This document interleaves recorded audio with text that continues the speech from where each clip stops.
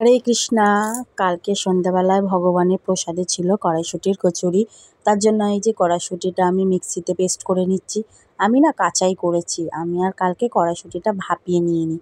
তাই এদিকে কড়াইশুঁটিটা আমি পেস্ট করে নিচ্ছি। এই যে আমার পেস্ট হয়ে গেছে কড়াইশুঁটি।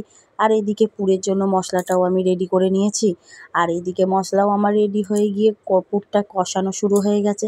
এদিকে দেখো আমার ফাইনাল লুক পুরের। হ্যাঁ, পুরটাও আমার রেডি হয়ে গেছে। এখন আমি এটাকে ঢাকা দিয়ে রেখে দেবো, কারণ এইদিকে আমার কয়েকটা কাজ আছে, যেমন ময়দা মাখা, এইগুলো আমি রেডি করে নেবো।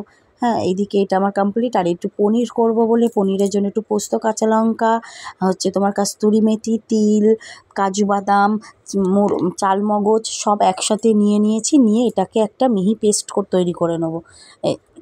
মিহি পেস্ট তৈরি করে নিয়ে রেখে দেবো। রেখে দিয়ে আর এইদিকে পনিরটাও আমি ভাজবো বলে ওই জন্য পনিরগুলোকে একটু ছোটো ছোটো করে কিউব কিউব করে পিস করে নিয়েছি। হ্যাঁ, এইদিকে মনে পড়লো যে না, ফ্রিজে তো আমার সুইট কর্ন আছে, তা আমি একটুখানি সুইট কর্নও দিয়ে দিই। তার জন্য আমি সুইট কর্নটা বার করে নিয়েছি। সুইট কর্নটা বার করে নিয়ে প্রেসারে সিটি মেরে নিচ্ছি, কারণ প্রেসারে সিটি মারলে একটু তাড়াতাড়ি হয়ে যাবে। কারণ এইদিকে আমার টাইম হয়ে যাচ্ছে ভগবানকে ভোগ লাগাবার, তাই জন্য একটু প্রেসারে সিটি মেরে নিয়েছি। আর এইদিকে পনিরটাও আমার ভাজা কমপ্লিট হয়ে গেছে। তারপরে মশলাটা দিয়ে ভালো করে কষিয়ে নিয়ে এই যে মশলা থেকে তেলও ছেড়ে দিয়েছে। আর এইদিকে যে পনিরের সাথে যে গরম জলটা ছিল সেটাই একসাথেই আমি এই মশলার মধ্যে দিয়ে দেবো, কারণ গরম জলটা যেটা পনিরে ছিল সেটা গরমই ছিল, তার জন্য আলাদা করে আর আমার কোনো জল ব্যবহার করতে লাগেনি।